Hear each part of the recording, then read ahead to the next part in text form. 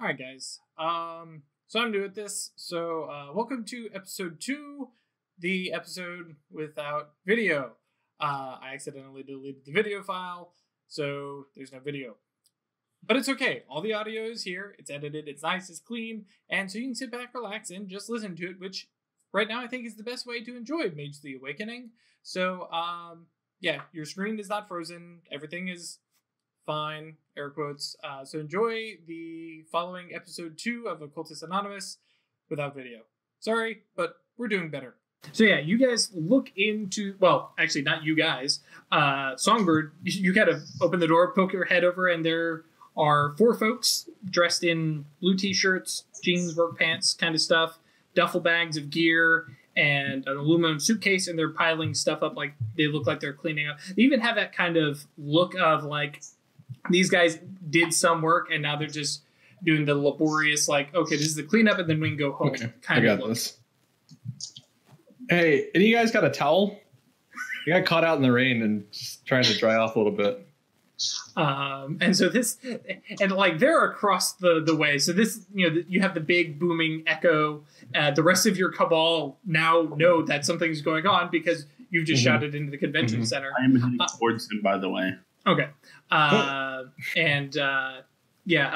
They kind of stop and they kind of look up and you hear, you know, nobody's shouting out to you, but you definitely hear a "the fuck" as they, you know, kind of lean out and, you know, look towards you and like, no, buddy, no towels. How are you even in here? This place, it's supposed to be locked up. We found a door with like a busted lock or something. Well, cool. You guys can't stay. Like, y'all need to go. All right, man. Well, sorry. I just How does he know dry off it's and stay out of the y'all? way. Oh, well, actually, Songbird did say we got That's caught it. out in the rain. Oh, you're right. My bad. No, good call, though. So do you I think back I'm out like the... nonchalantly like walking over. Oh, okay. Yeah, they look at you and I'm they're playing like... this off like very just like, whatever, man. I'm just like kind of checking out and not really. Yeah, like I'm not looking doing around, anything. but not like, I don't know. Okay. Trying not to be obvious about it. Great. I can like roll or something if you want me to. We'll hold that thought for a second. Mammon, you said you were walking over that way. What about everybody else? Are you guys walking out into I'm the... stealthing. Okay. Stealthing in what way? Like, how are you, like, are you going out into the convention center? It is a little dark, so you could potentially, like, you know... Yeah, that's my plan. Okay. Stealth and dexterity? Yeah, please. Travis and Mammon, what are you guys up to? As you watch, like... No, I'm attempting to catch up to Songbird. You know, just in case I need to talk him out of a situation. That is kind of my job here. Hey, I do that too. All right. And then Travis, what are you up to? I'm just following along with them, trying to... So Weird, you kind of like, all right, I'm not going to go with those knuckleheads. Go down to like one of the side doors, open, close it, and you're off kind of to the side. So you see these 4 folks, and they're kind of, as Songbird is like walking towards them, they're watching at first, and then as like you start to walk towards them, they kind of straight up like line up and like they're like, is this going to be a fight? And like you get about 50 feet away or so, and like immediately all of a sudden, like one of them goes, "Oh guys, it's cool," and they all just kind of relax for a second, and they're like, "Oh, sorry, we thought you were somebody else." Do I see anything with mage sight? If you turn mage sight on, you might. What do you? I am turning mage sight on. Fate and time show nothing. Okay. I mean, I'm used to people thinking that I am someone, not that I'm someone else. Sure.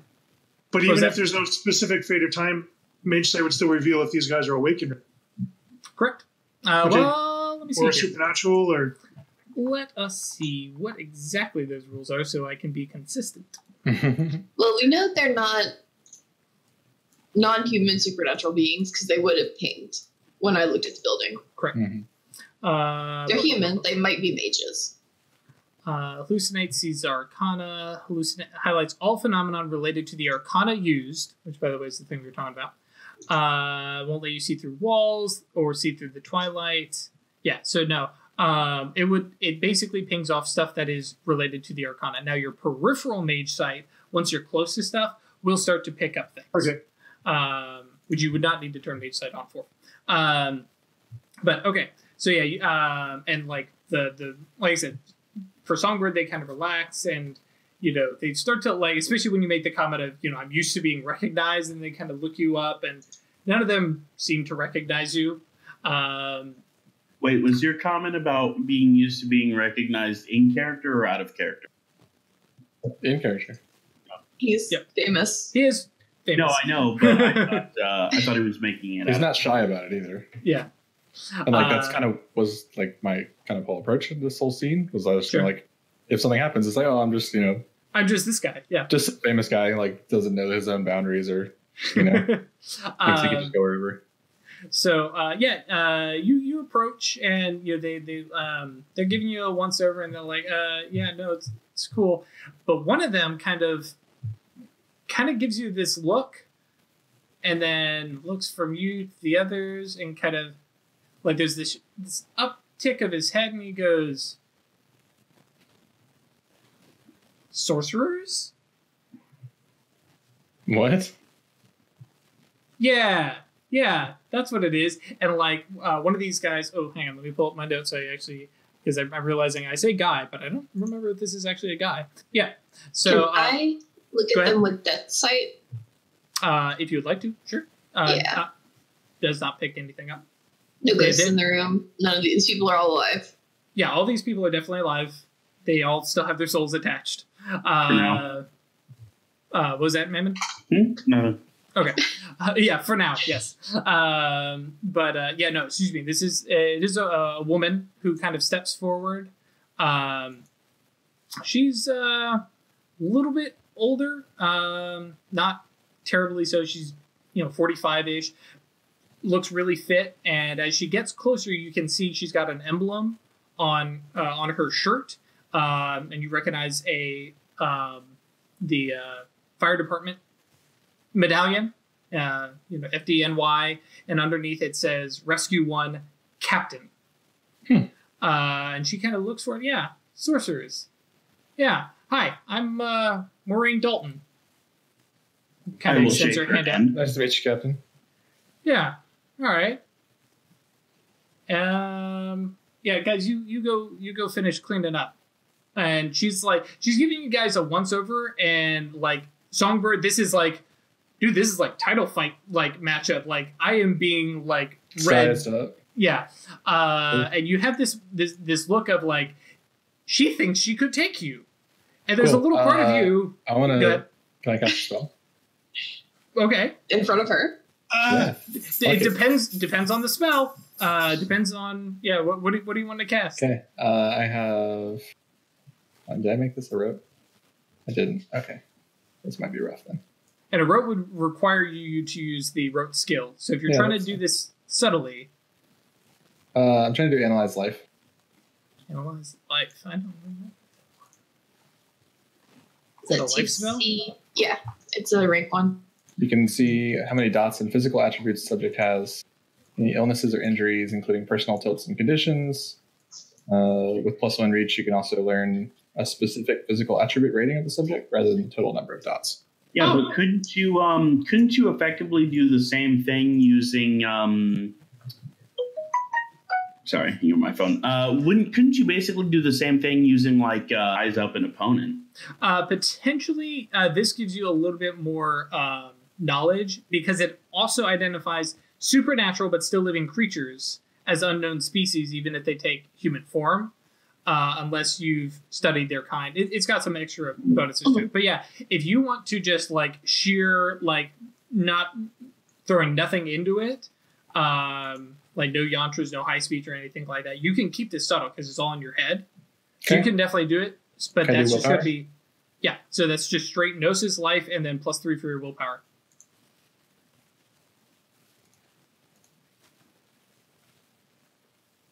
And while he's doing that, Hell yeah. Nice. Weird. What are you doing? I'm just keeping. Hang on. That was wits plus composure plus life. Shit. All right. Yeah. What's your gnosis? No, you're gonna have to reroll it anyways. I'll reroll. But what were you doing? Weird. As you're watching them all kind of sizing up. Yeah. I wanted to try and trace that thread again. Oh, okay. Yeah. So you can cast that as well if you want. Yeah. Okay. Well, still got the same thing. Nice. I am. Oh, well, I'll let you resolve that first. I appreciate it. Discern details such as species, human, age, 45, sex, female, overall health of a plant human, including humans, very damn healthy. Yeah. Identify how many physical attributes. Yes. Let's see here. How many dots does she have? 12 in physical. Okay. Oh fuck. Yeah, and this is she Probably looks kind of you. yeah she looks on the smaller side, but like super lean muscle, and I mean she clearly fire department, so right. Yeah. Cool. And weird, you can roll whenever. I'm watching for it. 1 success. Oh, nice. The sympathetic connection you were looking for is not in this room. Okay. So based on where you had seen it before from the storm coming down, but it's not here in the main convention floor, which is where it had been. So it stops somewhere above you. All right. So, Captain, what are y'all doing? Do you need a hand? You want to carry some bags? You can do that. Sure. We can talk while we work. We're just gonna accept that she looked at us and said sorcerers. Do you say that aloud? Yeah, it's like that's a thing. So yeah, she looks over at you and she grins. She's like, "Got questions? All you sorcerer types do." Well, I have an out of character question. Okay, so read your out of character. While Travis figures out. What would I roll to detect a werewolf? You would have to use a specific spell if they're not hulking out or something. So mage sight wouldn't. Your peripheral mage sight, is. Ping at them. So now that we're shooking hands. Yeah, I was going to say, and you guys have done. This is not well because I'm going to say that none of you have ever interacted with a werewolf before, and this feels werewolfy, but not quite. Okay. Like halfway there, almost not quite there. Travis, what were you saying? Would that not have shown up when I was trying to look at the building? Werewolves aren't considered. Are werewolves considered supernatural? Okay, they are. Blood. So these aren't. So do you have a question for her? Yeah. Sorcerers? She's like, yeah. What do you know? I know stuff. I've been around a little bit. And like you can see, like she's like, "Holy crap! I found a bunch of mages who don't know as much as me. Don't know shit. I'm going to enjoy this for as long as I can." Well, that might not last too much longer. I want to cast mental scan on her. Okay. Essentially, specifically asking if the subject is supernatural.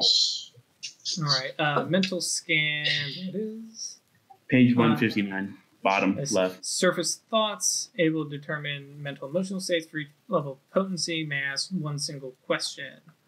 Get informations about comes flashes, current mood, intelligence, are they supernatural? Okay, cool. So you do have to get past her withstand. So what is your mind? 3. 3 dots? Okay, so let's do this properly here. So you have Gnosis of 1 and Mind of 3, which also means that your potency can go up to 3, but it's going to be resisted by her composure, which just means the flat-out potency is going to be reduced by that amount. You have a baseline potency of 3 because you have 3 mind. So you can do that much for free. You will have to reduce your die pool by 2 for each additional potency you add. Did that make sense? I know I threw a lot at you. Yeah, you did. We're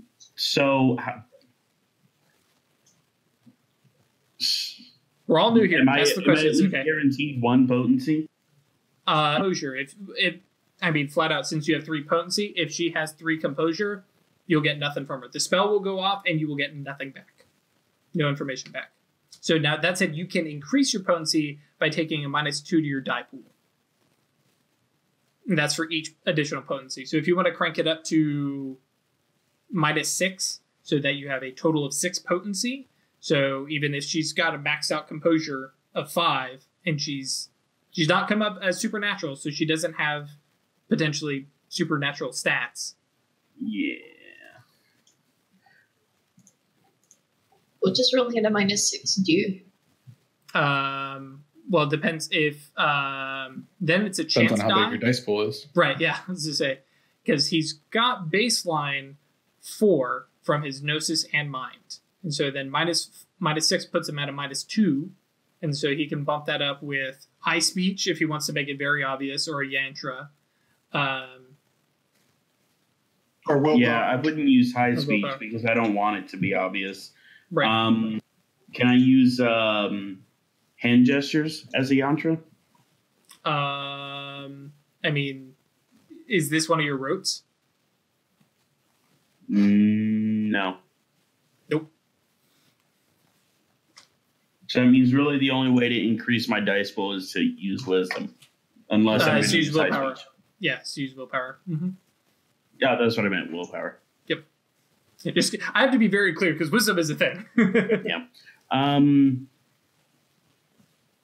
And you said reducing my dice pool by how much to increase my potency by how? It's -2 for each potency by 1. So you're starting at 3 potency for free. And so -2, -3, or -4, and then -6. All right, fuck it. I'll use a willpower. Okay. To increase my potency by 1. Okay. So you were which still nets me a +1 dice to my total. Mm-hmm. Yep. And that's just you standing still, just casting the spell. All right, fuck it. I'm going to add that +1 to my modifier. Yes, please. Nice. There you go. Okay, and so that was casting at potency 4. And that is then reduced by her composure. You have 2 questions. No. Okay. Well, I only needed 1. I am trying to find out if she is supernatural. Okay, so you immediately get thoughts of her standing. The probably most immediate thought is of her standing in a circle of other humans, slashing at her hand and drawing a blade across and dropping blood, and then around her, you watch as the other humans, like their wounds on their hands close up almost immediately. But for hers, it starts to close up very quickly, but slower.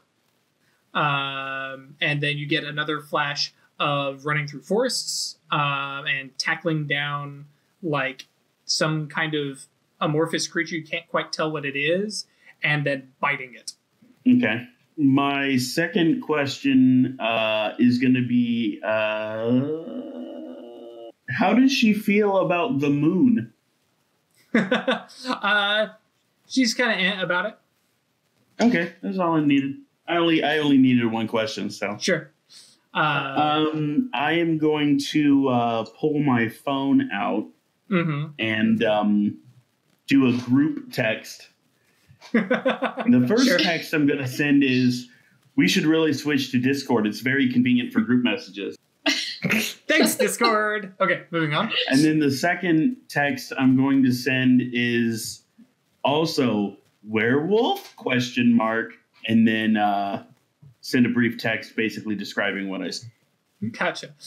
So everybody gets a text on their phone all at the same time, and she kind of forgetting, of course, that Weird is trying to be stealthy. Yeah. No, my Her phone's phone's on silent. Yeah, her phone's on silent or vibrate, yeah. But yeah, you're over here typing on your phone, and then immediately Atratus and Songbird next to you go bloop, bloop. That's weird. I don't know what he's doing. Anyways. But yeah, she asks Atratus, do you have a question? So, like, how do you know about sorcerers? Why do you know about sorcerers? We've seen your type before. We've worked with them on occasions, and to be blunt, you guys don't smell normal. You don't smell bad. Hey, I showered. Yeah. After my you workout. don't. Yeah, and she grins. She's like, you don't smell like that. Which I'll be honest, some of them are probably into. Not me, sorry. But no, you don't smell wrong like some folks do. If you know what I mean. But you definitely smell removed from normal humans. Right. Okay. So what are you? She grins. She's like, "What? You can't guess? What were you saying? Weird." I want to do another spell. Okay. Post-cognition. It's a rote. Okay. I want to look at what she was doing like within the last hour. Okay. Okay.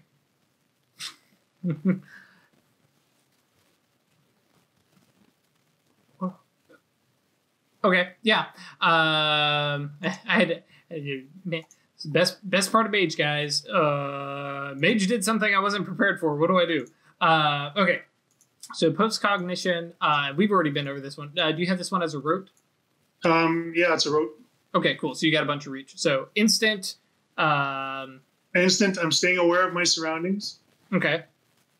And the extra reach gives me the pause and playback and forward. Scrub. Okay. Yeah. And then you really don't. I mean, you'll need a little bit of duration. But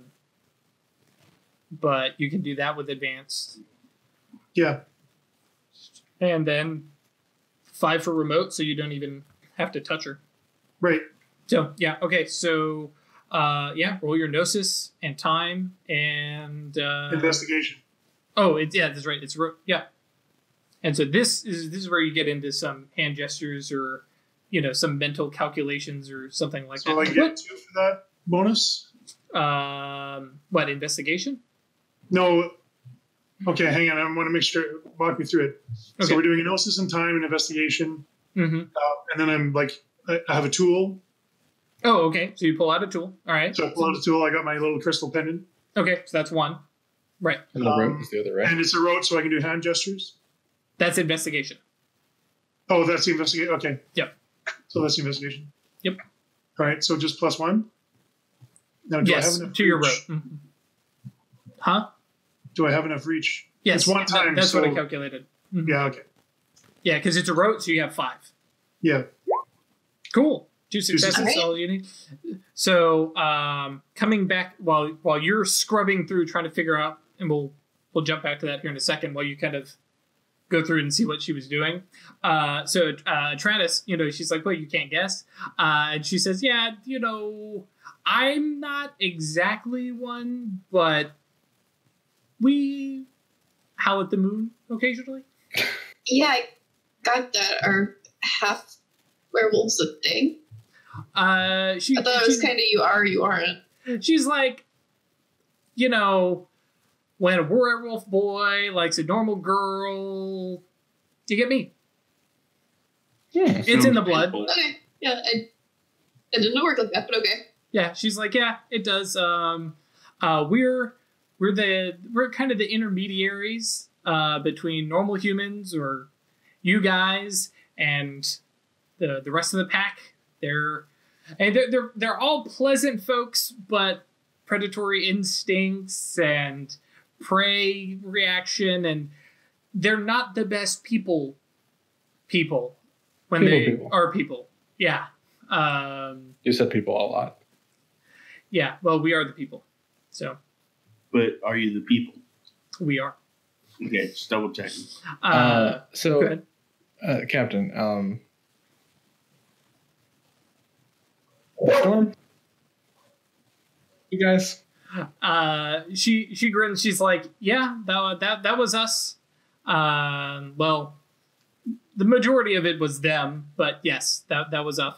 Which now we cut to over to Weird, who's scrubbing through time, and Weird, you're like maximum reverse, right? Yeah. And it's a lot. It's literally almost an hour of her packing up stuff, and so then all of a sudden she's up on the roof, and you see the same thing that Mammon had texted you about with her drawing, and around you are a bunch of other, around her are a bunch of humans, and they're chanting, they're walking through some stuff. There's a couple who are over FDNY t-shirts, have like some what look like bone fetishes and stuff like that. A couple of blood or other paint markings, and they're getting together and kind of moving and dancing, and this pool of blood is dripped out by all of them contributing, and then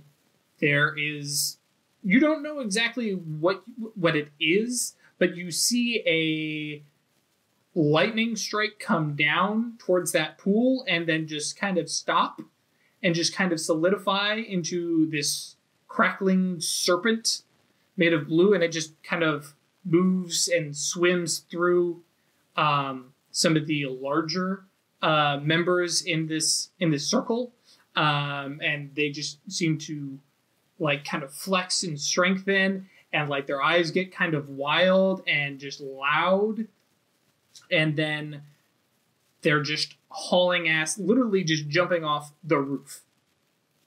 And this is the cover to my next album. The 5 of them literally just jump off the roof and take off on a run. And you watch as the captain and some of the people that you've seen downstairs and a few others like kind of come down, and they're like the coming down from a high and like, whew, yeah, that was cool.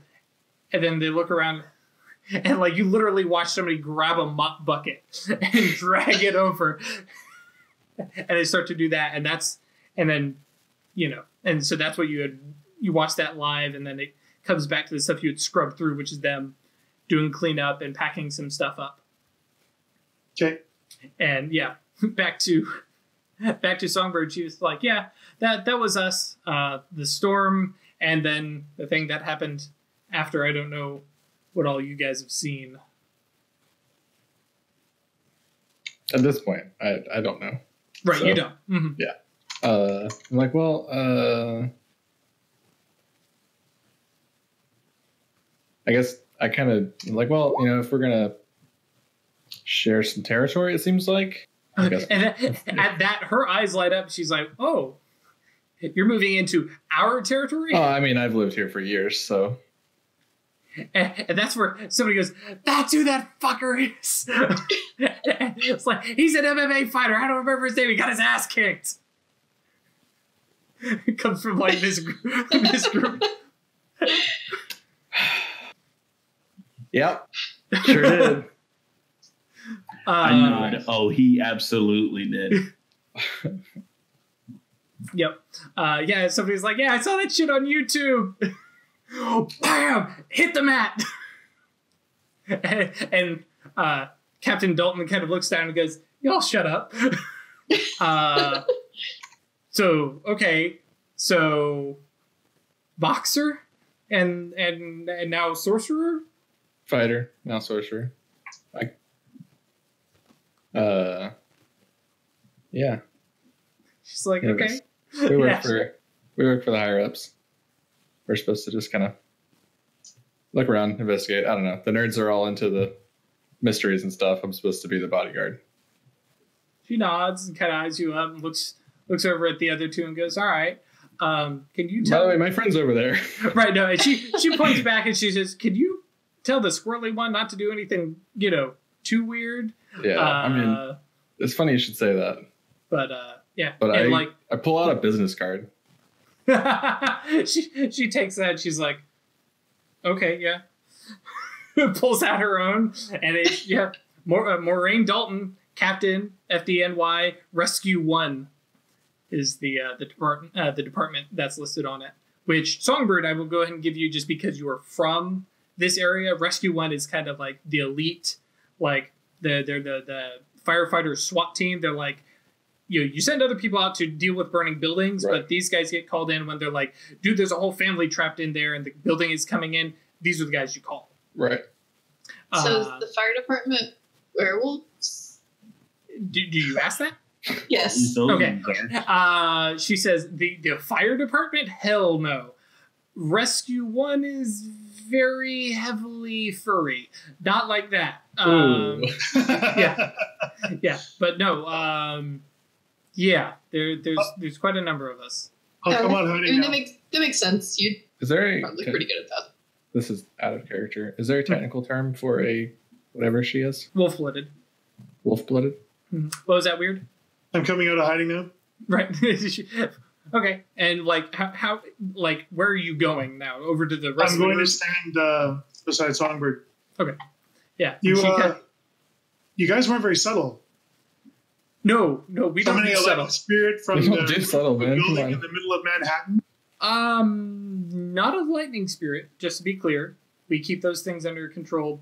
But yeah, we need a storm to I don't know the specifics, but they call the storm, they wear the storm, and it gives them power and strength and armor, and for the duration of the storm, they can't be quiet. But they're hunting. They're hunting. So what are they hunting? Yeah, what? Oh, you know. She's like, that is like, I am the captain. I am not the captain. So like that's yeah, and you'll have we wouldn't ask you to give away. Yeah, no, she's something like that. We should be worried about. No. I mean, we've handled this territory for a while. We don't.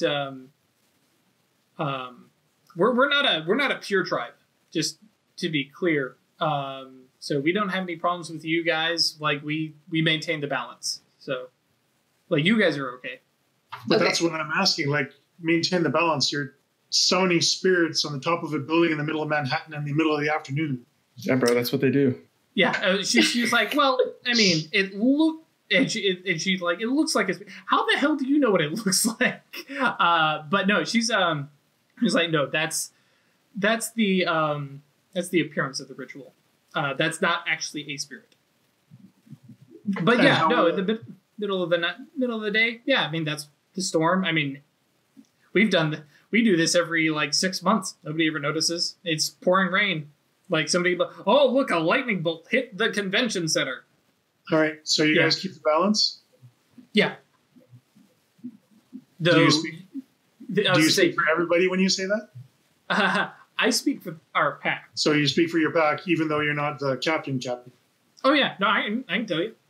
Yeah, we maintain the balance. Now, your balance might be different than our balance, but yes. So I'm sure we'll work that out together. Sure. You guys want coffee? I would love some coffee, thank you.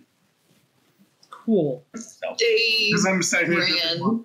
Right. Yeah, they walked. I wasn't kidding about that towel. Like, she's like, yeah, all right. Well, y'all want to ride in a fire truck? Fuck yes. No, I'm good. Thank you, though. It looks very dangerous. I'm totally on board with that. She goes, I'll ride on the fire truck. Yeah, because, come on. Out of game, everybody wants to ride on a fire truck at least once in your life. IRLs, I 100% would not. It looks scary as fuck. Now bear in mind, he's for sure. Like he's like this is not it's not a ladder truck. It's the smaller compact. Yeah, sorry. Fine. Yeah. Besides, I can't just leave my car here. Right. Yeah. And so she's like, okay, well, Rescue 1, we're 3 blocks down the street, and like you guys are welcome. There's room in the back since most everybody else is gone. Did she give her name? Maureen Dalton. Oh, Songbird, your name is on your business card, isn't it? Mm-hmm. Okay. So you're not like keeping this separate? Well, he is very, very recognizable. That's true. I guess people would know him if they saw him. And I'm a 6 foot tall, like braided red beard MMA fighter. People know me. Yeah. Oh, did you take striking looks? I did. Well, it took fame, but yeah. And striking looks. Oh, did you? I missed that. Okay. But yeah, no, fame specifically does something very similar to occultation. But the opposite. Yes, but it has the bonus of making it harder to cast spells on you, just because he's so known. Because Occultist is a different person than Songbird, right, to at least a degree. Yep. So, and it kind of diverts flows and magic and stuff like that. So, okay, yeah. So, yeah, you all are, Occultist, you're welcome to, hop in. We can take a ride, and she notably has not asked anybody's name.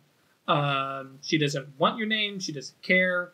Sorcerers are weird about names. She doesn't care. Business card, so. Right, yeah, and that's why she's calling you Occultist, not Songbird. So while we're riding, can I get her to delineate where their territory? Yeah, basically Rescue 1 basically handles all of South Manhattan, Lower Manhattan, below 115, I believe is the official thing. That's like a lot of it. Yeah. That's like a huge amount of place. Yeah. Now, that said, the pack basically handles Lower Manhattan, this basic like region. Yeah. We've got about, let's say, a 10-block radius off of Rescue 1 that we actually patrol. You were saying, Craig. So my question, if there's ever any, sources of concern between the Concilium and her pack, who would we contact? Between the Concilium and us, that's going to be a big honking thing. Hopefully we don't have to... Well, actually, I take that back. She goes, the heck is the Concilium? Well, if there's ever any cause for concern between our people and yours, who do we... You got my card. Okay. Yeah. I'll pass it up. So you're our contacts with your pack. Sure. I handle phone calls. If I'm not at a fire, I'm handling phone calls. One way or another.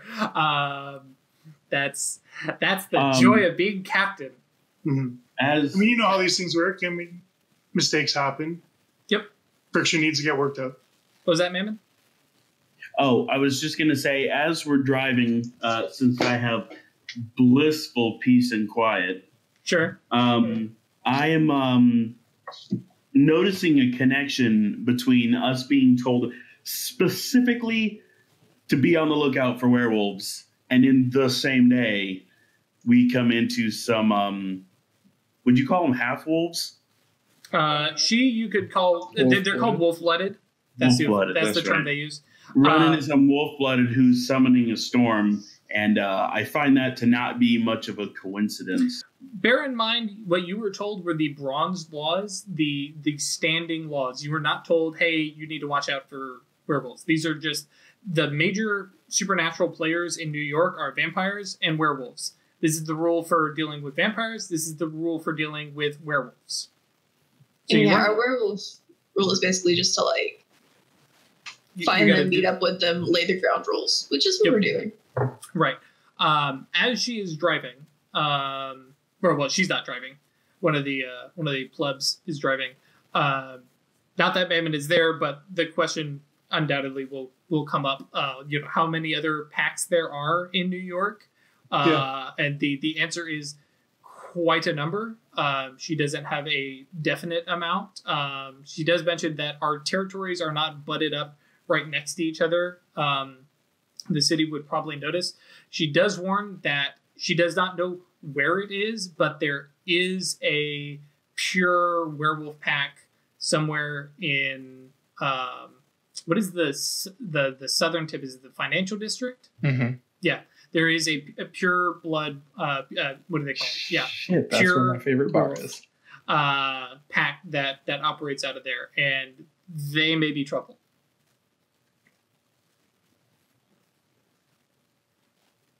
How many werewolves are in New York? She grins. She's like, more than in London? It seems like the kind of thing we should notice. You would be surprised. Werewolves, she's like, we're not like the movies. We do not rampage out the full moon. In fact, the full moon only matters to a sixth of us. Waning moon, a fifth, a sixth of us. We do not spontaneously transform and go kill things. They sometimes, yeah. When it's not good when it happens. It's avoided where possible. But yeah, when they turn into big hulking werewolf destroying machines, they either drop out of it and fall unconscious, or they lose control of it and then they go hunting. And like she has this very like melancholy, like the mood immediately drops in the truck, and she's like, the reason you don't tend to hear about it a lot is when they go on a rampage, werewolves tend to go back to the places that they know and the people that they know. Oh, fuck. Yeah. Yeah, that's Big oof. That is one of the thing that some of us wolf-blooded can do. Some of us have the trick to talk down a rampaging werewolf. It's about as dangerous as it sounds. But hey, we charge into fires all the time, so what's the big deal, right? That's not my deal. I can talk to spirits. I can do the ritual stuff. Each of us have our own little thing. And, when one of us goes a little nuts, usually the rest of the pack can get hold of them, but things happen. Yeah. And then we sweep it under the rug, sometimes with arson. So, yeah. How far away did she say we were going? Literally, hang on, where's my maps? Right down the block. It is almost legitimately right down the block. It is 3 blocks. Yeah. You guys kind of pull in. Mammon, you find a parking spot. In the fire department area, Yeah. She's like, yeah, come in for terrible, terrible firefighter coffee. We'll chat a little bit. Yeah, but I know y'all got something good cooking. She's like, not yet. They just all left. Oh, that'll be later when they all come in, wet, smelling literally like wet dog, and absolutely exultant and tired, and then they're gonna be hungry, and I'm gonna have to hear about it. So we're gonna make this short. But yeah, she walks you inside. There is not outright hostility, but there is a lot of, who the fuck is that? Who is that? And they're all kind of looking at you, and Moraine is just like waving her hand. Y'all go away. You got stuff to do. And like people start unloading trucks and stuff like that. And like all the firefighter gear is on there, but every now and like you watch as one of the little sides is slipped out, and out comes this half zipped duffel bag, and inside you see like bone chimes and like some really esoteric. Well, actually, Atratus, you're like, ooh, this is my thing. Hang on. But yeah, stuff like that. There are some like fangs that you see that are definitely not dog or cat, but are like, did that come from an enormous snake, or something like that? And like it's just a jaw full of them. So it's like that did not come from anything normal at all. So some weird stuff, and the guy zips it up and whoops, sorry, carries that off. But Moraine takes you to like the break room, where there's a number of other people kind of sprawled out. Most of them all look, fairly normal and human, but there's one guy who's sitting like back with his leg in like a full cast, and is on crutches, and like this is a big dude. Like these are like, heavyweight, kind of boxer, and he's actually, hang on. Let me go find his notes. I have these super duper handy notes. I should use them. Yeah, that's him. Okay. So Moraine kind of walks in, and there's this guy, and he kind of looks up and sees that you guys are there, and immediately peripheral mage sight starts triggering once you guys get like downwind of this guy. He's a big boy. He's a big boy, and there's this. You get a lot of sense of like a balance, a half and half kind of thing. However, that might appear in your guys' peripheral mage sights. Like this guy is on the balance of something, and he kind of looks over and looks at Moraine, and then like eyes get a little bit wider once you guys get a little bit closer, and he kind of hobbles over on his crutches and goes, "Hey, Captain, who are these guys?" And Moraine kind of looks and says, "It's all right, Justin. They're cool. We're just cool neighbors, stopping in to say hi." And he kind of nods.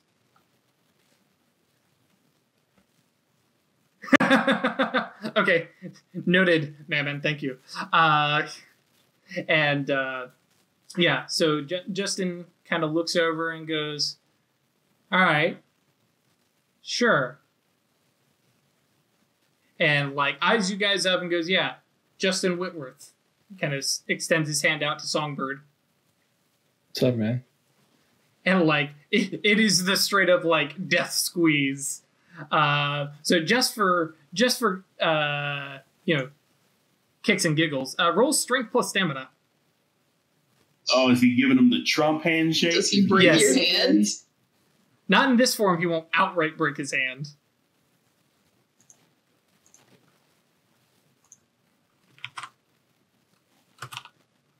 Let's see here. I'm trying to remember the command for it. Oh, whatever.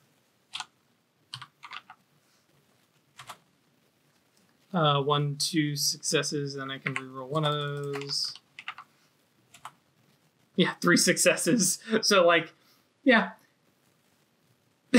Like this is one of those guys that Thanks, like, man. Yeah, he's like, he kind of grins. Yeah, grins, nods. He's like, yeah, and I'm one of the nice ones. And then like moves away on his crutches, and Moraine looks at your hand, goes, "Do you need ice pack for that?" I'm good. Okay. That's Justin, and yes, he is one of the nicer ones. What's his last name? Whitworth. He's Elodeth.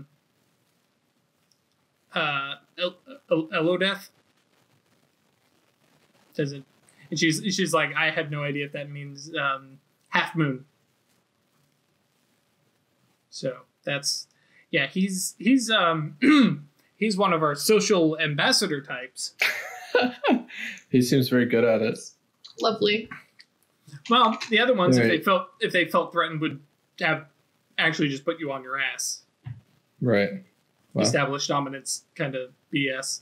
Like, and she turns to like Weird and Atronis and goes, like, you think dealing with guys is bad? Now imagine them like way bigger and smelly. Like it's everything amplified. Everything? She goes, we're not even having that conversation. So that's a yes. But yeah, they're good. She's like, I would say that we do good. We will probably not agree on some things, but we maintain the balance between the spirit and human worlds. And sometimes, most of the time, that means we kick spirit ass.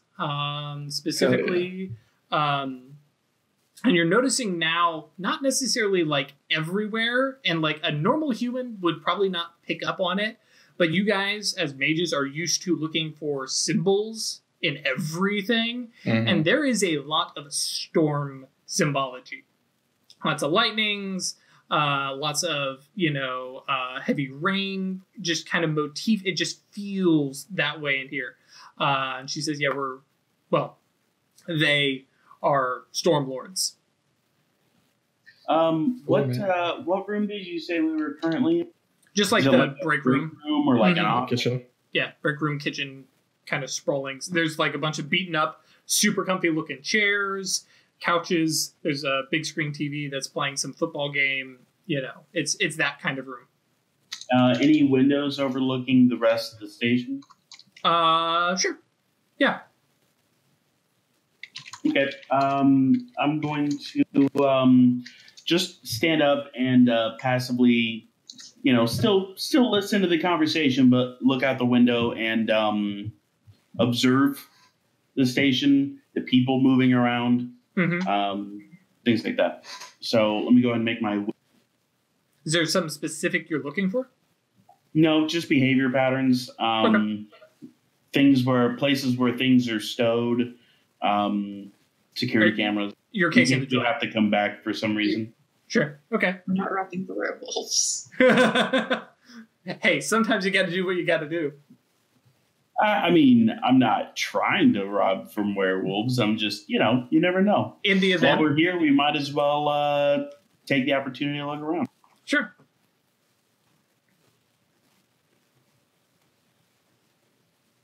There goes. Okay. Yeah, you get a, there's definitely like a sense that this is all the normal stuff. Like you watch the guys who had, like the guy who had the aluminum case, he went somewhere like up, like with you guys and then walked down a hallway, down another way and was gone. You have no idea, but it's like in some back room where that aluminum case, the duffel bags went someplace similar.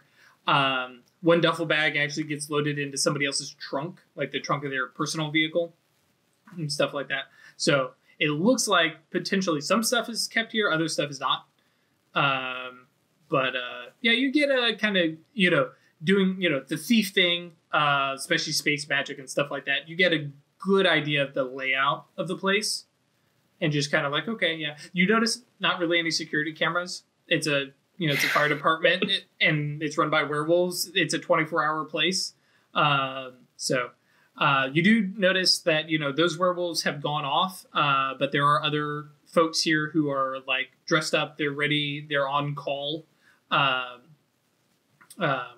And Justin obviously is a werewolf, but not out on the hunt.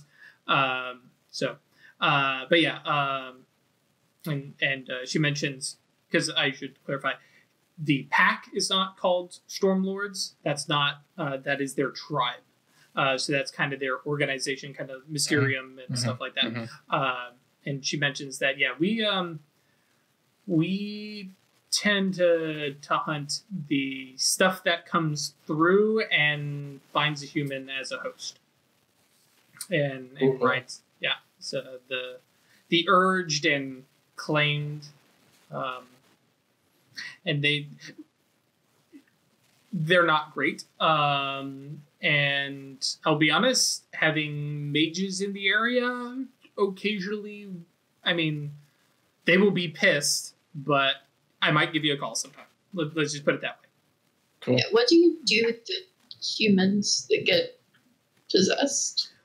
If they are claimed, there's no more human. If they are just urged, then we attempt to remove spirit from person.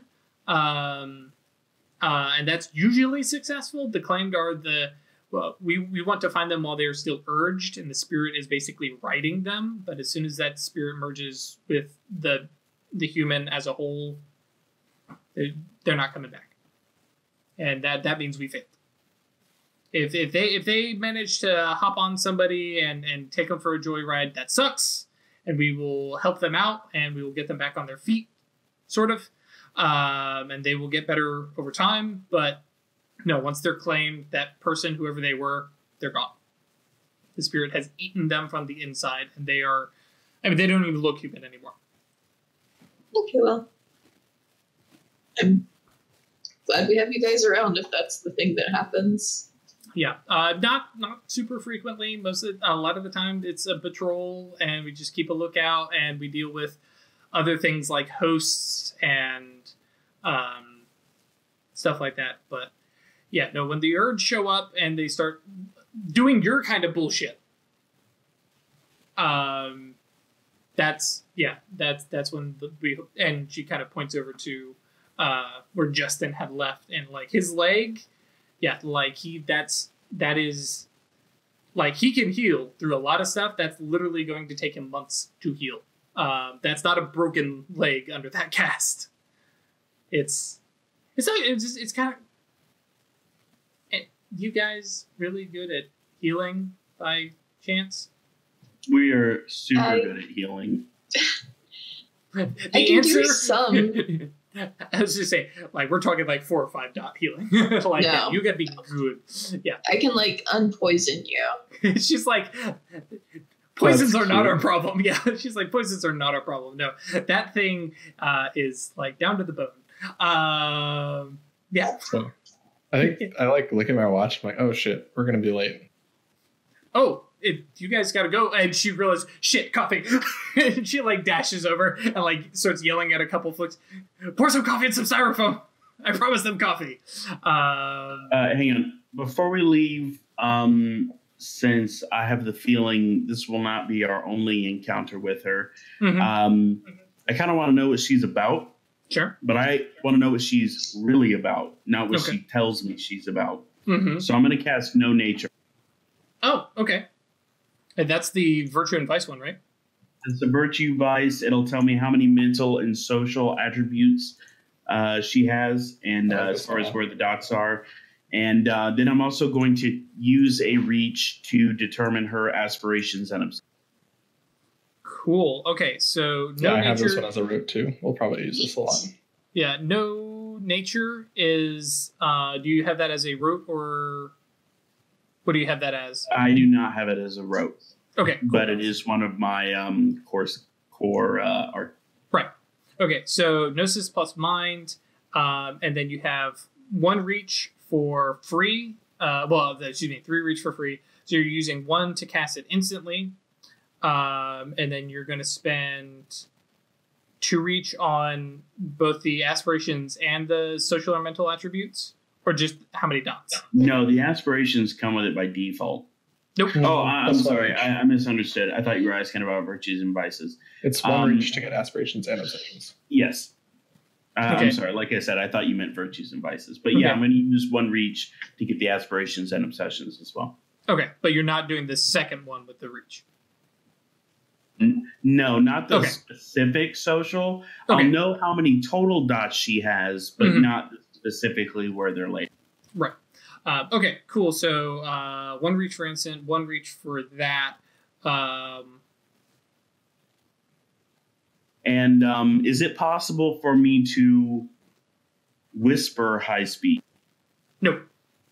I have to like scream. Yeah, high speech. Yeah, high speech is always loud and intoning, and is always an obvious casting of magic. Okay. Well, I won't use it then. Okay. So that. Shoot. Do we only need 2 reach, instant, and that? And then I guess technically we'll do sensory range, so you don't have to walk over there and pat her on the back. Yeah. Oh, so yeah. You know what? Actually, I am going to have 3 reach. Oh. So. It's a rote. You should have 5. No, he doesn't have it as a roach. I don't have it as a rope. Yep. But no, you only need the 3, which you have for free, so you're good. Right. So if I'm gonna have 3, I might as well take that second reach as well. Okay. That's what I was trying to calculate. So go ahead and roll Gnosis plus Mind. Well, fuck. Burp. Yeah, doesn't quite take off. That was worth a shot. Yep. Okay. And I mean, you can come visit her later. Go ahead. Do you tell her about the pizzas, by the way? I have not yet. I will when she comes back with the coffee, however. Yeah. So I was kind of hoping that the Uber guy would arrive before we left, but it looks we like have dinner reservations. Real life me is the one delivering, and I'm late as fuck. She shows up and she's juggling coffee and hands them out to you. She's like, thank you all for coming by and checking in on things, and I really hope we continue to get along really, really well. And I will try to introduce the idea that you guys are around and in the territory very carefully. but we haven't had sorcerers in the area in a while. Not ones that we can get along with, at least. We met some of those seers of your guys. Fuck those guys indeed. Yeah, they tried to get us kicked out of our house. Yeah. Exactly. No. They are, just to make sure we're clear, they are decidedly not witches. Yeah. She's like, no. Explicitly. Yeah, no. We chased them not out of town, but they quickly figured out that trying to mess with our firehouse in this territory was just not worth it. We were going to make it too much of a problem. We have a little bit of pull. Where they were? No. If we knew where they were, the pack would have dealt with them a different way. All right.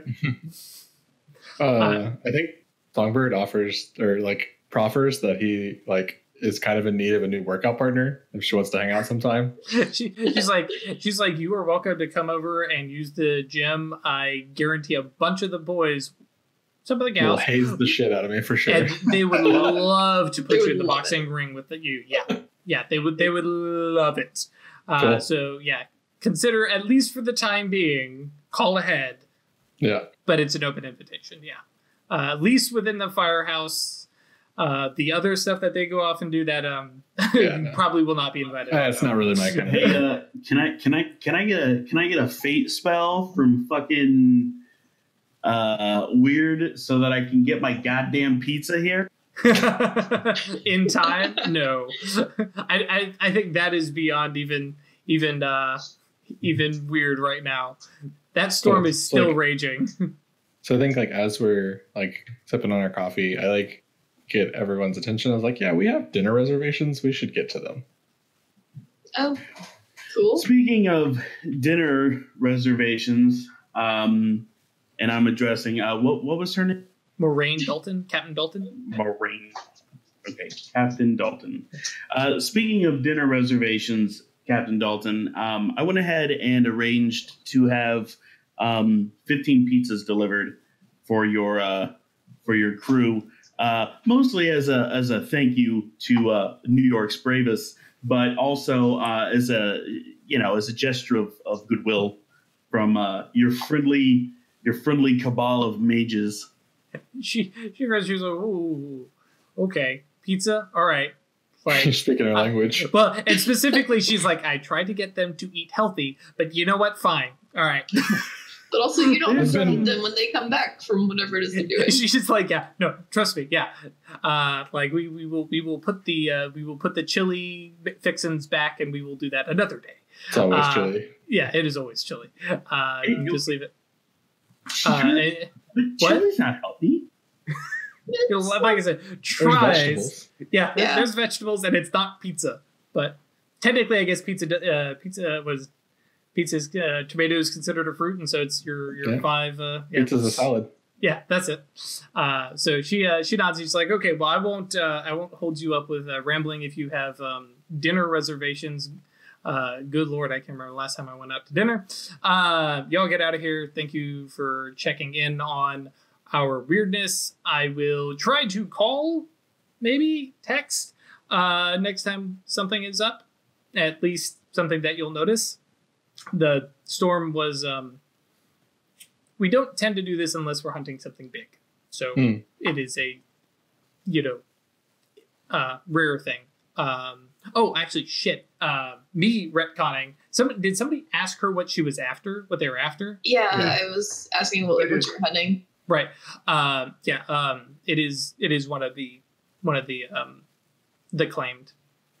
There is a 20-year-old college student who has been claimed by a spirit of gluttony and greed, and she is now literally the size of a house.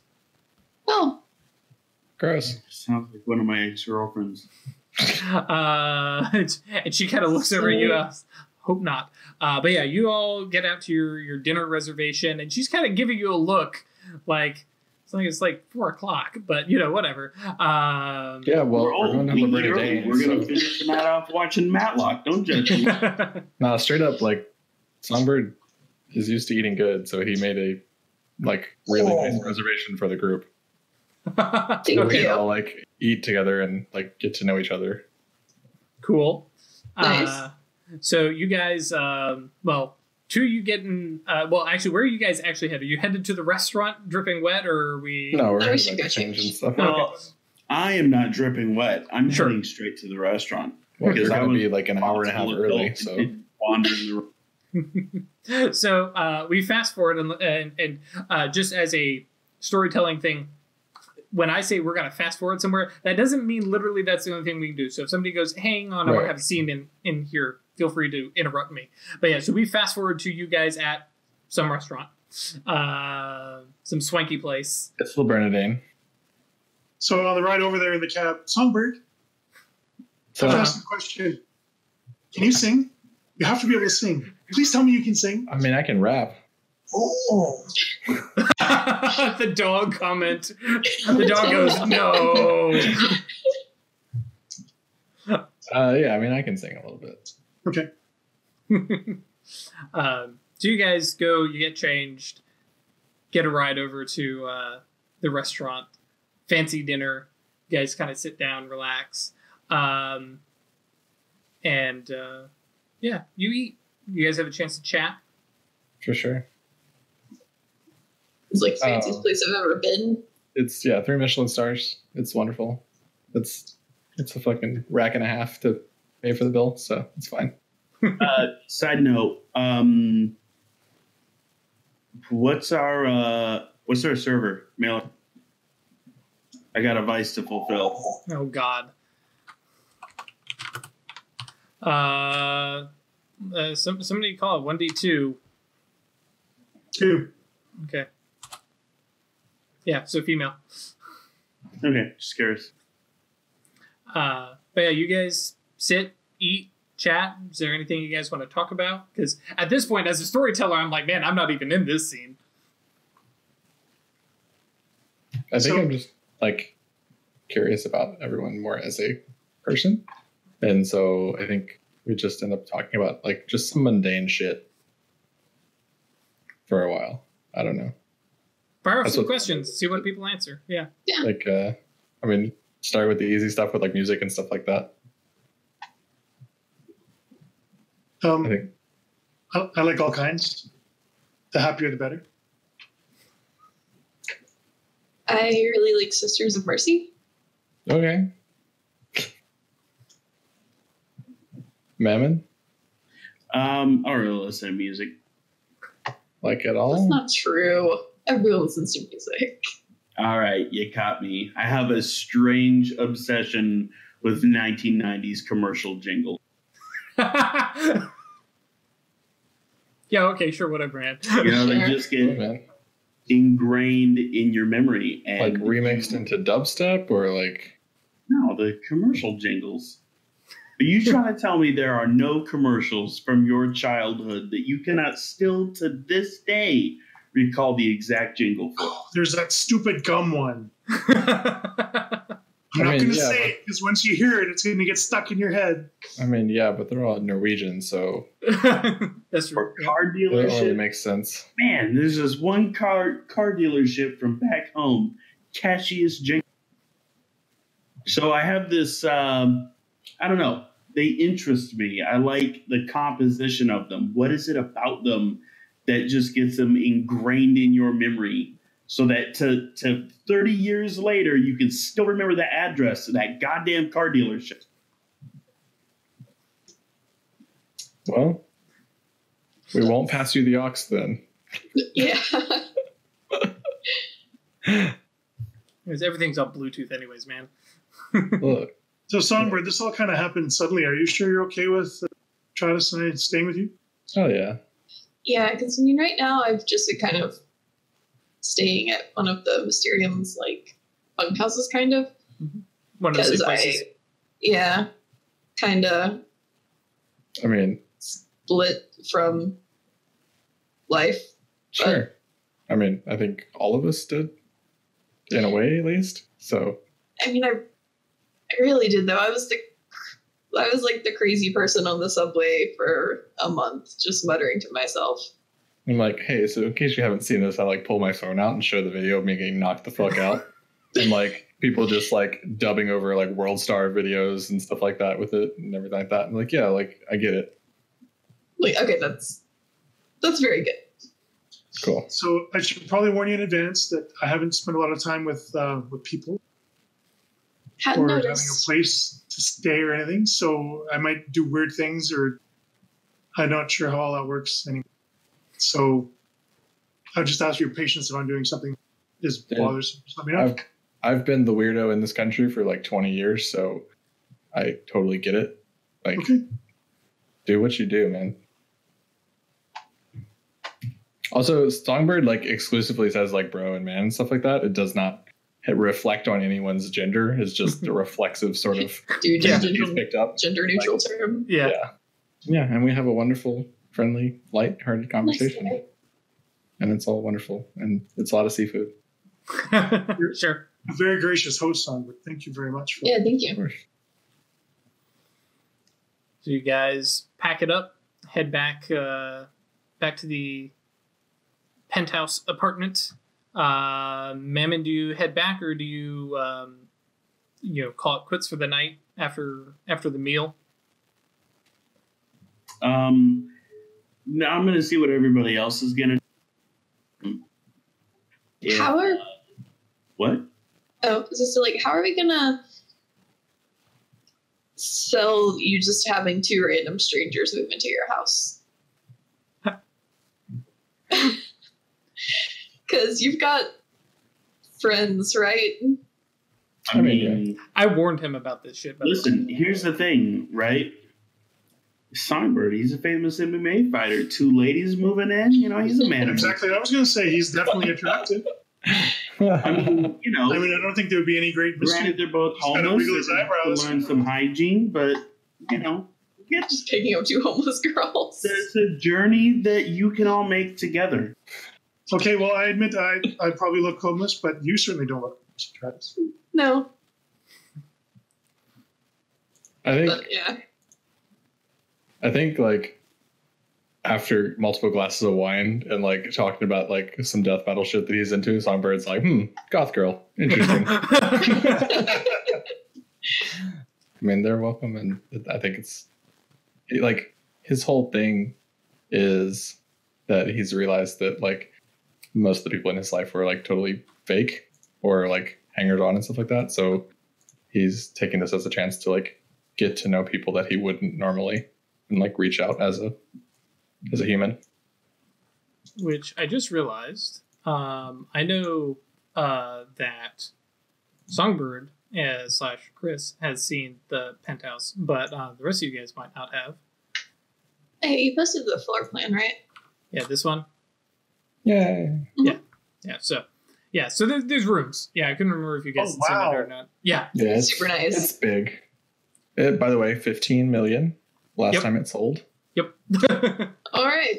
Yeah. So, that big, to give you an idea, that big great room over there on the right side is kind of where you guys had been having your chat over there. Mm-hmm. And that's just this huge room that, all the big windows and stuff like that. So you got to watch this storm roll in through those windows and stuff like that. So did I link? I think I linked some pictures of like what the style would be of, but it's very like modern, a lot of like brushed metal and wood, like reclaimed wood and stuff like that. Cool. But like IKEA chic, but definitely like way more expensive. Yeah, so the real stuff, the real Norwegian furniture. Yeah. Well, what, Swedish? But yeah. Swedish is different, but yeah. Yeah. So yeah, very, very, very kind of set up place. Yeah, so you guys make it back, back to the penthouse. Mammon has a place of his own that he's, staying at, but, for now you guys have, come back here. Anything else you guys, plan? Because at this point, late evening, 8 o'clock, 9.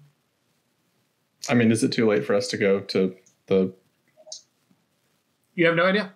I mean, the museum part is closed, but if it's what's it called, an Athenaeum? The Athenaeum. There's an Athenaeum. A there. Mm-hmm. That might not be. if they're expecting us. I mean, if y'all are told to check in and stuff like that, it seems reasonable. Yeah. I got that note. Mammon got that note, I'm assuming. What? I didn't get any note. Who's asking? Yes, he got that note. Okay. You know, out of character. So, yeah, I mean, they probably let us in.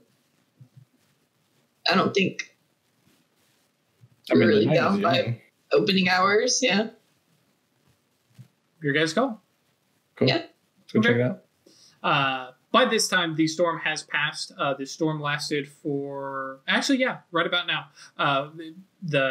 It lasted for about 4 hours before it kind of started to subside. It's still sprinkly out, but it's not too bad. You guys catch an Uber or whatever, cling to the top of Mammon's car. However, make your way down to the Museum of the American Indian, I believe is what it is. Yeah. And yeah, it is closed up and locked up and stuff like that. But you can see the front doors, big, nice glass doors, and there's there's a security guard who's kind of patrolling around. And yeah, oddly enough, there is a receptionist or somebody sitting at like that front desk there. Mm-hmm. Their feet are up. They've got like headphones on, and they're like looking at a book. But there is somebody there. Just gonna walk up and knock on the door. Do you guys need some like private time here, or should we all go? They specify only us. I figured it would apply to us collectively. Sure. Yeah. I'm game for whatever. Mammon disagrees. Go ahead. I mean, Mammon would figure that if they were supposed to be there, they would have gotten the notes as well. They got notes, but not from their order, or from their own order. So exactly. But so the receptionist kind of looks up and sees Atratus at the door. And takes a couple knocks before finally the headphones come off. And he kind of gets up and looks over and walks over and like looks you over, and let's be honest, Atratus is a unique looking individual. Well, it is New York, so not maybe super unique, but I mean everyone in New York wears black. We know this, right? That's a fact, or is that just a stereotype? Anyways, and so she kind of looks over at you and then notices Mammon, and then sees the rest of you, and you guys, I mean, even cleaned up and stuff like that, you guys are a very mixed bag of folks. Yeah. And so he kind of looks and unlocks the door, and your name? As he like pulls Atratus. it open. Cool. Who's Mammon? Me. I raise my hand. Cool. You guys can come on in. Well, I mean, all you guys can come in, but you two can just sit. And so there's like some comfy benches. The receptionist kind of locks up behind you, comes around and pulls out two little pins, and like there's a little jar of them sitting there that are like it's like handwritten note, and it's like $2, support the museum kind of thing, and it's just a simple like globe, and it's nothing nothing too fancy. But she pulls up two other ones where the other ones look like kind of like the pewter, simple, cheap little pins. These ones like have a little heft to them. There's a little weight to them, like they're gold or, they are gold. And she just she doesn't pin them on you, but she hands them to you. She's like, wear them, carry them, whatever you need those to get in. Yeah, she kind of takes you back through the hallway, and she's like, yeah, come with me. I'm Maya West. I'm not one of you. I'm a sleepwalker. So you're okay, to cast spells around me. And she walks over to like a little elevator. It's not like a public elevator. It looks tiny and cramped, and she hits the button. She's like, we are down 6 floors down. You will only be able to get 3 floors down before it breaks, unless you're wearing the umbrella. The pin. Wear the pin, it'll go from 3, and then you just hit down again. And so and the elevator arrives and walks in, and it's literally just got an up and down, and then there's a floor indicator. And so she just holds the button, gets down to -3, presses it again, and keeps sinking. And then all of a sudden it just keeps going. Then it goes boom, -6. There's no -5 or -4. It just drops straight to -6. And she, it dings open. She goes down the way and to the left, first office there. I'll be upstairs. And like ushers you guys off, presses up. The room that you are in, well, it's more of a hallway, is like, it's marble and hardwoods. It looks absolutely exquisite, very kind of old school museum, like a lot of time and effort put into this. And then and the doors are like some serious like zebra wood, like some serious exotic materials to them. And you follow directions, and there is a legitimate like little name plaque, like in any college campus or anything like that, and it says curator Oceans Oceans under mountain. That's not right. Ocean beneath mountains, hyphenated in everything. Okay, well, I guess I'm gonna go knock on the door. Okay, it's shut, right? The door's shut, right? Yeah, it is. Yeah. Enter. Comes a feminine voice.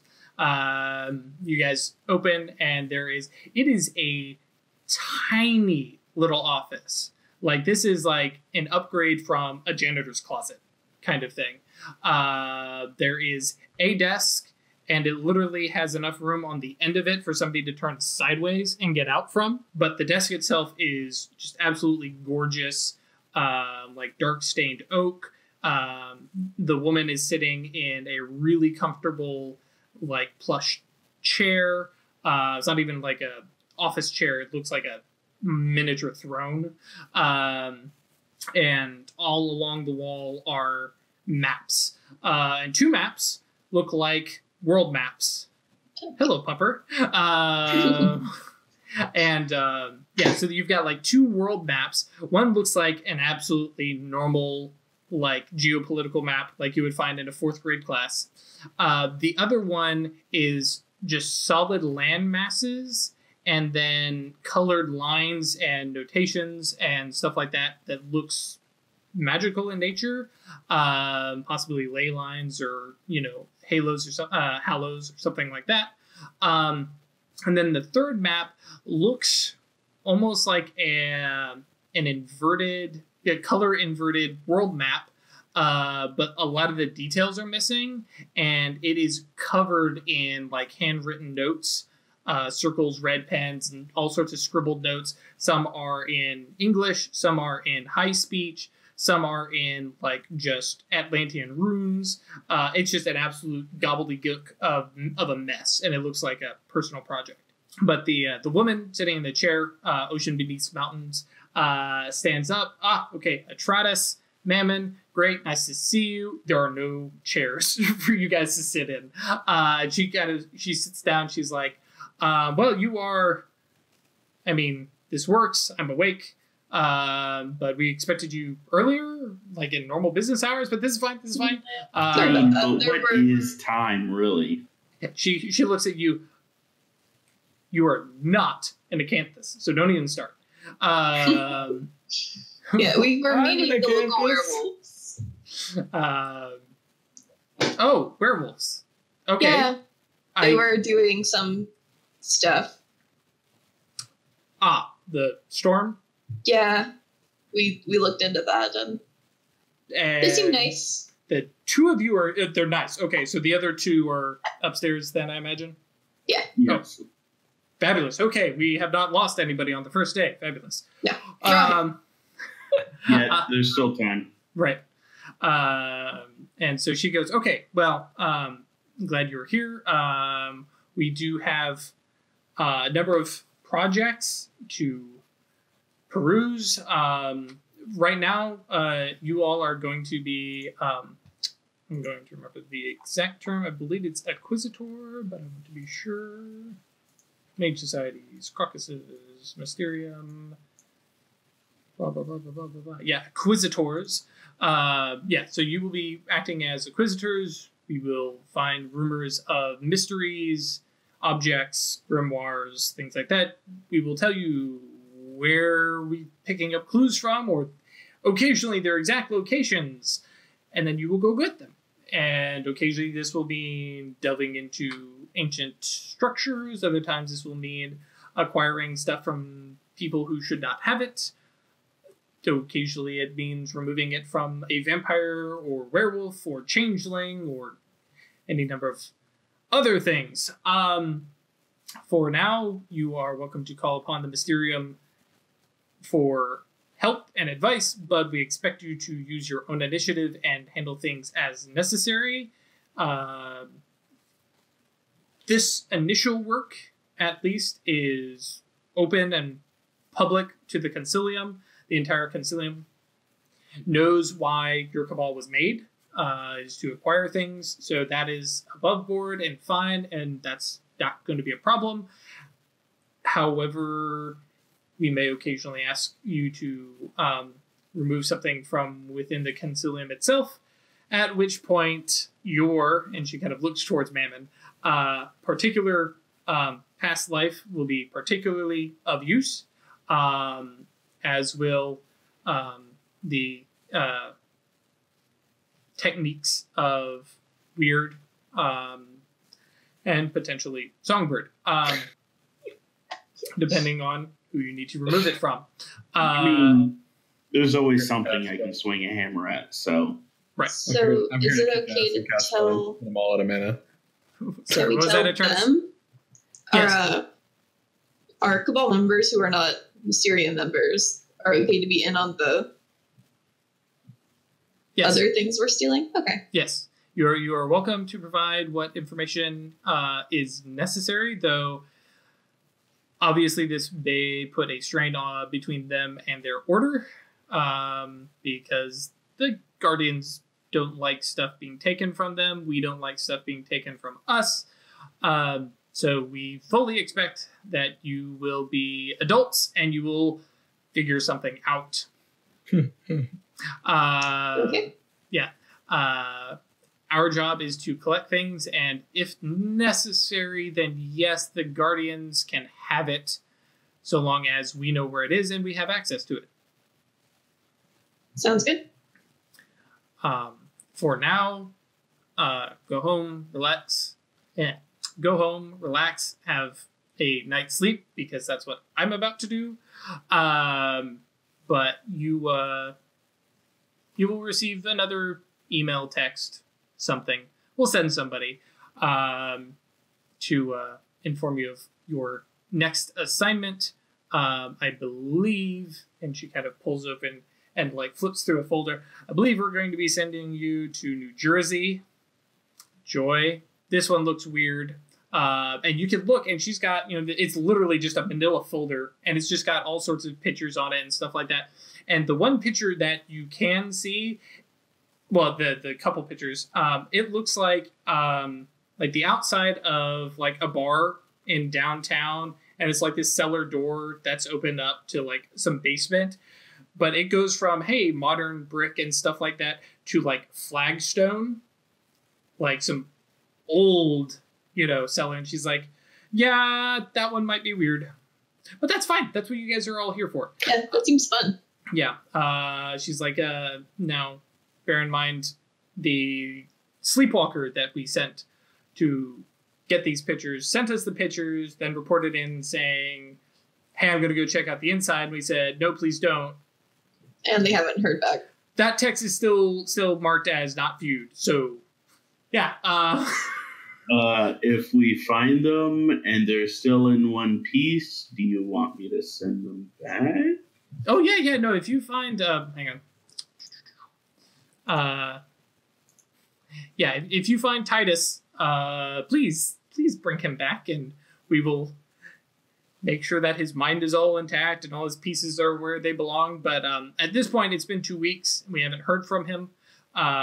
So we kind of expect something has happened.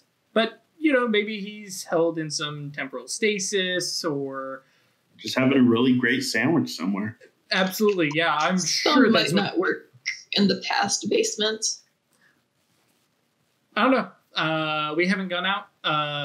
Unfortunately, most of our senior Mysterium members have determined that they have their own things to do. And I can kind of understand that because I have my own things to do. But that's what we have young, fresh, new mages for. And yeah, she's like, no, this is grunt work, and she knows it. And she's not ashamed to be like, no, this is a crappy job. Cheers now. Yeah. But once we have confirmed that this is what we're going to send you on, we will let you know 100%. And yeah. By the way, Bamman, we have your address. Atreides, where are you staying? I'm staying with Songbird. Okay, fabulous. We will get that updated. And that means that we can contact your whole cabal there, so that makes life a little bit easier. Oh, no. I'm still staying at my place. Right. No, she mentioned that she has your address. But if they care to get in contact, they'll just send it to Songbird's place. And you'll just... Yeah. And she does mention, now, Songbird has not been established in the city for very long, so I do suggest that you locate any Hallows in southern Manhattan. I have a list, and she slides a piece of paper, and it's literally just like dot matrix printer, like the dots are still hanging onto it, and it's literally just street crossroads, and there's 5 or 6 of them that are just written out normally. The rest, and there's like maybe 12, they all have cross throughs in red pen, or they've just been crossed off. She's like, yeah, those, and she kind of taps on the uncrossed off ones, should still be active and haven't been disturbed last we checked. The others have problems of some variety and are no longer easily accessible. Okay, thank you. Yep, hope that will help you guys out. And, forgive my manners, it is kind of late. You are welcome to come to the Athenaeum, borrow grimoires when necessary. We do have some staff on hand. There's the library itself to use. This is your home Athenaeum, so feel free to come use this as necessary. There is, it's much easier to get in here during normal business hours, but like you found out, the front desk is always manned. Should always be manned. Thank you. That's good to know. Anything else? I'm good. Fabulous. I will walk you out. And and she gathers stuff up, starts shoving it into, bags, and walks out and straight up looks like some tenured professor. She throws on a nice little jacket and legitimate tweed jacket. Elbow patches. Yep. Yeah, she literally looks like, and kind of walks up and locks the door behind her and kind of ushers you forward towards the elevator, and she's like, and just all of a sudden it was just chatty stuff, and just asking, she's literally making comments about Atreides' hair. Maybe your suit looks just so great. Is this tailored? And she's touching the material a little bit as you guys ride up the elevator. And it has this very feel of as soon as she got up, she put on a very different persona.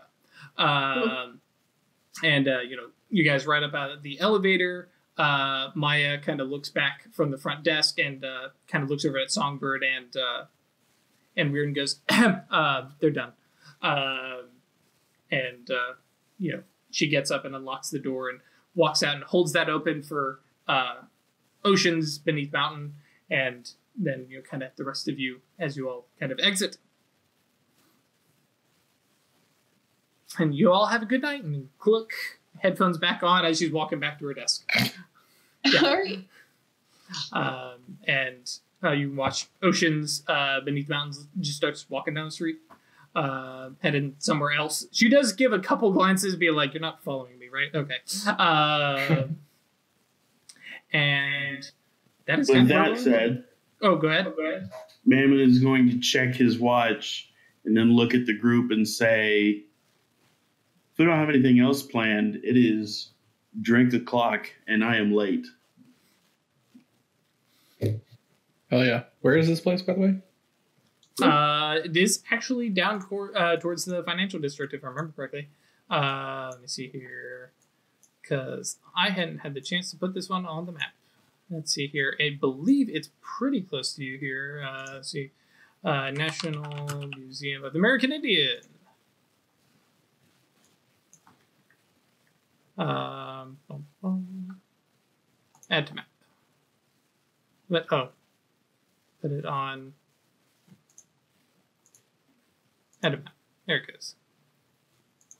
But yeah, so it's Oh, sick. It's 2 blocks from where we're going to drink. Okay. So Songbird and Mammon say, "Hey, yeah, let's go get drinks," and head that way. Is that the cabal? Oh, no. Mammon flies solo on this one. Oh, okay. Okay. Alright. So, but yeah, we will leave it there as the party, or as the cabal. Well, actually, let's figure out. So Mammon's going off to drink solo, but probably not literally solo. You're trying to find a bar, I believe, right? I'm trying to find a bar with lonely people, yes. Right, that's kind of what I thought. Hey, he's got a vice. And Weird, Atratus, and Songbird, you guys are... I mean, if we're already Drinks? down here, might as well go to the Dead Rabbit. It's like one of the best bars in the world, so... Okay. That sounds right up my alley. I'm down for whatever. Okay. Their menu is a comic book. This is a real place, by the way. Yeah. It is literally. there. It's fucking amazing. Yeah, wow, it is really that close. I had scrolled out like just a little bit. I was like, oh yeah, that's close. Oh wow, no, that's really close. And that is where we leave it as the party splits up to go drink at different bars. One group is going to drink to have a good time. One is going to drink to, have a good time. And I believe the politically correct term is smash. Don't know that that's politically correct, but sure, we'll go with that. And that is where we leave it. People watch. That's just creepy. That's a little weird. Cool. So to kind of touch on this a little bit, obviously we have had some progress.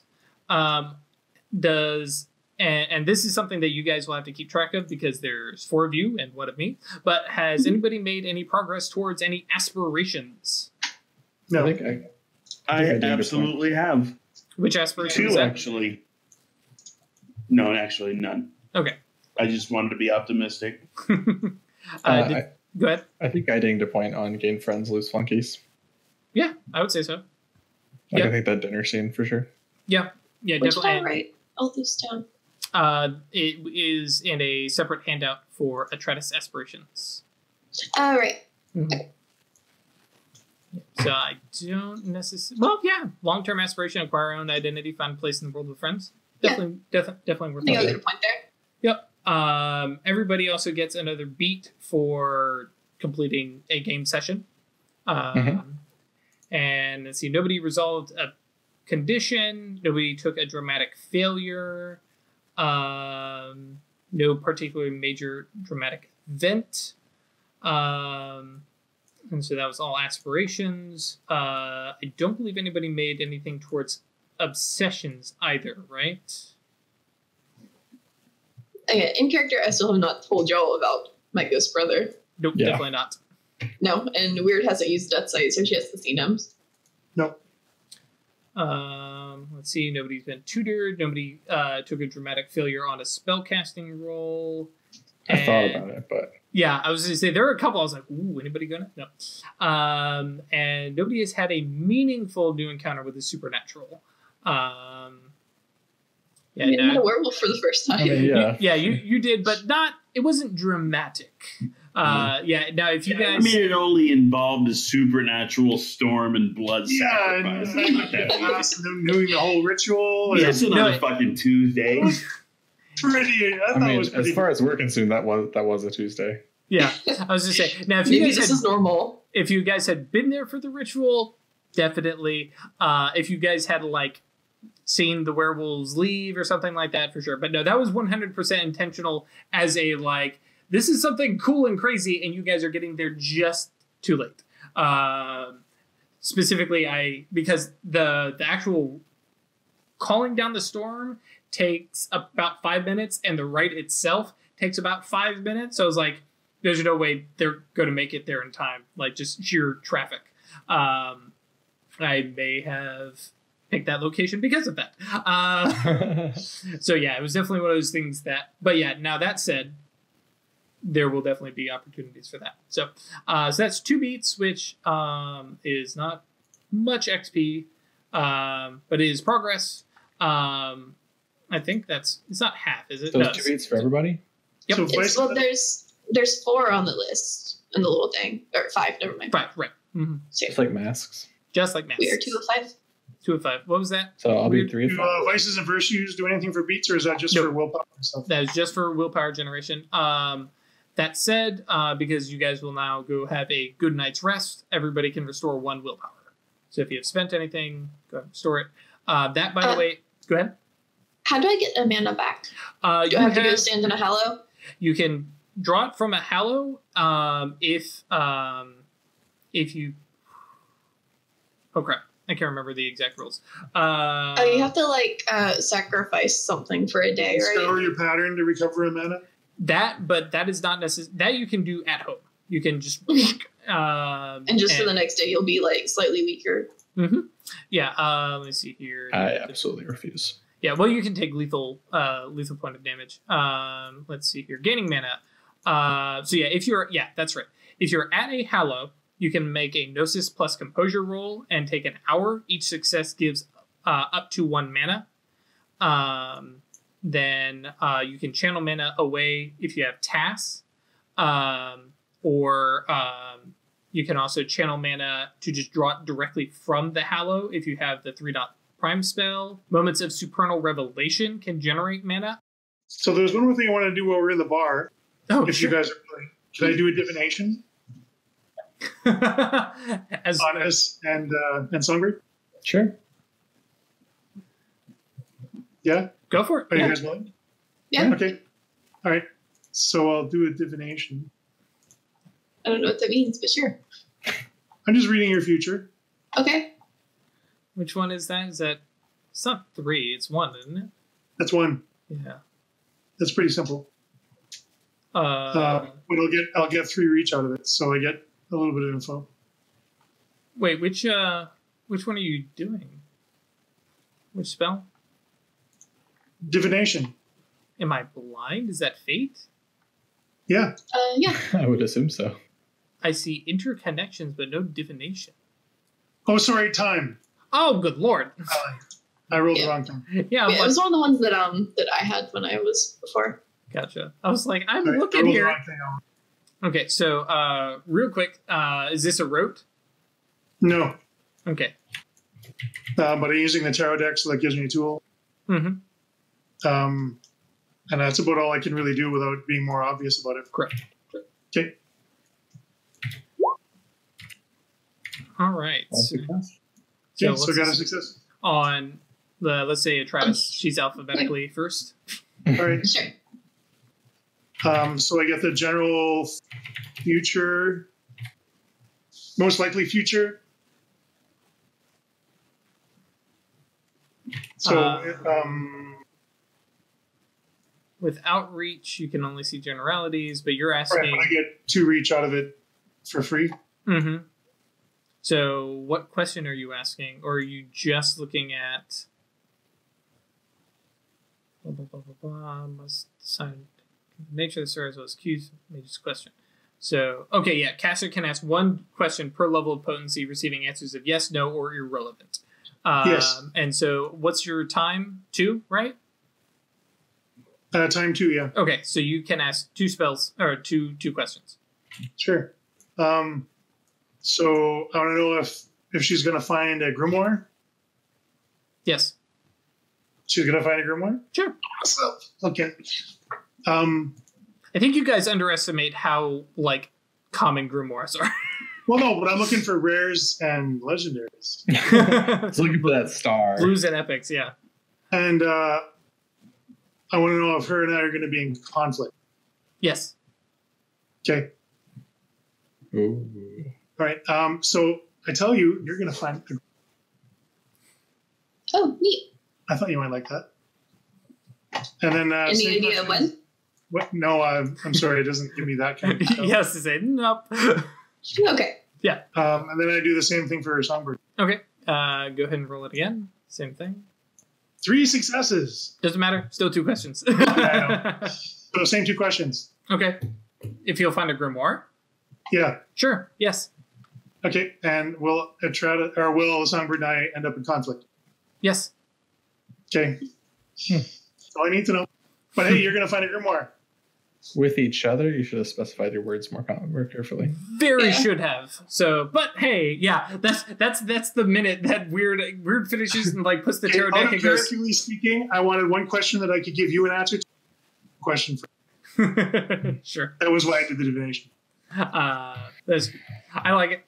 So yeah, and we will end there with the party, well, the cabal drinking and having their fortunes told by this witch at the bar, and then Mammon Mammon,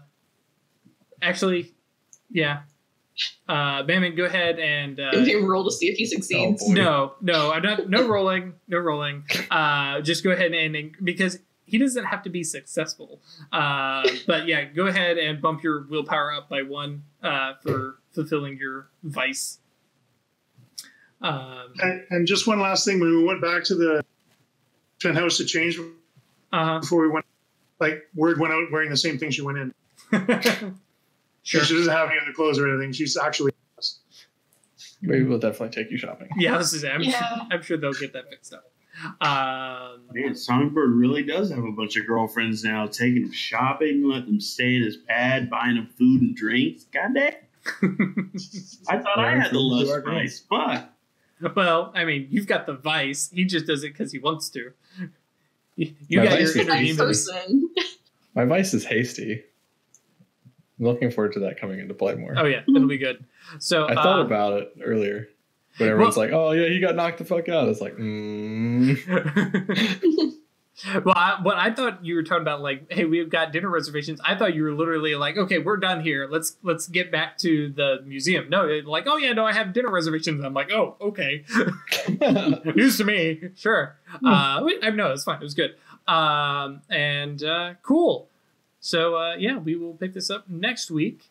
Hey guys, thanks for watching. If you want more, check out the links. Like, subscribe, all that kind of stuff. If you really want to support the show, we would appreciate it. We do have a Patreon. You can check that out. It's patreon.com/occultistsanonymous. And yeah, thanks. And we appreciate all your support.